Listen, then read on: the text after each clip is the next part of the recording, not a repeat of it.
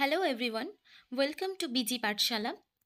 আজকে আমরা একটি বিশেষ টপিক সুনিতা উইলিয়ামস সম্পর্কে আলোচনা করব, যা কিনা খুবই গুরুত্বপূর্ণ। এখানে তোমাদের জন্য টপ 15 পয়েন্টস রাখা হয়েছে, যেগুলো খুব অথেন্টিক এবং ইম্পর্টেন্ট। তো চলো দেখে নেওয়া যাক। প্রথমেই যে মিশনটার নাম দেখতে পাচ্ছ, স্পেস এক্স ক্রিউ 10 মিশন। এই মিশনের দ্বারা সুনিতা এবং তার সাথীদেরকে পৃথিবীতে নিয়ে আসা হয়। সুনিতার পরিচয় সম্পর্কে একটু জেনে নিই। সুনিতা উইলিয়ামস 1965 সালে 19শে সেপ্টেম্বর ইউএসএতেই জন্মগ্রহণ করেন।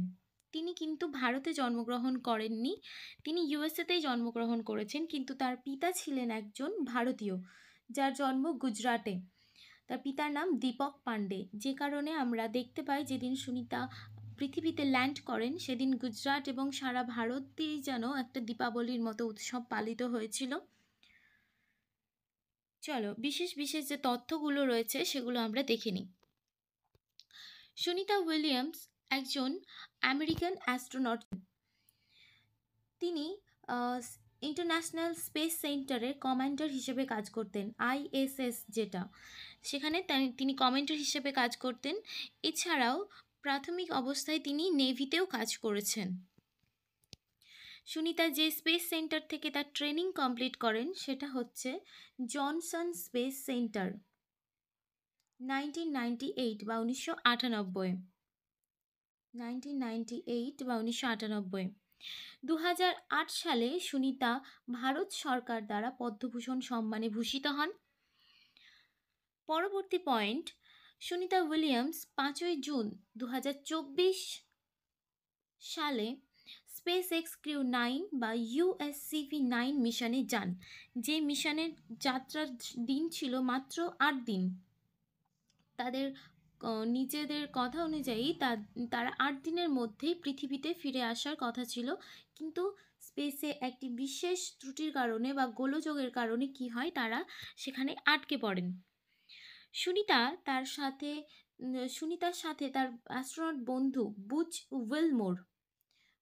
উইলমোর ছিলেন, যিনি কিনা তার সাথে 286 দিন মতো স্পেসে সময় কাটিয়েছেন। মোট 8 দিনের জন্য গিয়ে, এই যেখানে রয়েছে পয়েন্টটি, মোট 8 দিনের জন্য গিয়ে সুনিতা স্পেসে আটকে পড়েন এবং তার বন্ধু উইলমোরও, যা তারপরে তারা 286 দিন বা 9 মাস যাত্রা কমপ্লিট করে পৃথিবীতে ল্যান্ড করেন। তাদের পৃথিবীতে নিয়ে আসা হয়। তিনি মোট 62 ঘন্টা 6 মিনিট স্পেস ওয়াক করেন, যা কিনা পিকে ওয়েটসনের 60 ঘন্টা 24 মিনিটের রেকর্ডকে ভেঙে দেন। তিনি বলতে এখানে সুনিতা উইলিয়ামসের কথা বলা হয়েছে। আচ্ছা, এখানে প্লিজটা হবে না, এটা টাইপিং মিস্টেক হয়েছে। তবে তিনি 62 ঘন্টা 6 মিনিট স্পেস ওয়াক করেন, যা এক বিশেষ নজির। সুনিতা একজন মহিলা হিসেবে বিশেষ নজির হাসিল করেন এবং নাসার অল টাইম রেকর্ডে 4th স্থান বা 4 নম্বরে তার নাম চলে আসে। নাসার অল টাইম রেকর্ডে 4th প্লেসে তার নাম চলে আসে। এছাড়াও BCCS এর 100 ওমেন লিস্টে তার নাম অন্তর্ভুক্ত রয়েছে। তাদের স্পেস এক্স ক্রিউ 10 মিশন দ্বারা, যেটা আগেই বললাম, স্পেস এক্স ক্রিউ 10 মিশন দ্বারা পৃথিবীতে আনা হয়, যেটা কি ইলন মাস্কের স্পেস এক্স কোম্পানি। যে স্পেসে তারা এসেছিল সেই স্পেসের নাম হচ্ছে ড্রাগন, মোস্ট ইম্পর্ট্যান্ট, এবং তারা সমুদ্রে ফ্লোরিডা কোস্টে ল্যান্ড করেন। নাসা সুনিতা এবং তার সাথীদের নিয়ে আসার জন্য প্রায় 2000 কোটি টাকা খরচ করেন।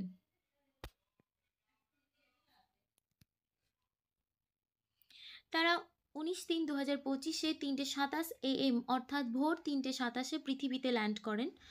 সুনিতা উইলিয়ামস একজন সনাতন ধর্মী ছিলেন, যা তিনি তার স্পেসে গীতা নিয়ে যাওয়ার দ্বারা প্রমাণিত করেছেন, যে তিনি তার সাথে একটি গীতা রাখতেন এবং এটা শোনা যাচ্ছে যে তিনি নাকি একটি ছোট্ট গণেশ মূর্তিও তার সাথে নিয়ে গেছিলেন। তিনি স্পেসে গিয়েও নিয়মিত যোগা করতেন এবং দীপাবলির টাইমে তিনি দীপাবলিও সেলিব্রেট করতে দেখা যান।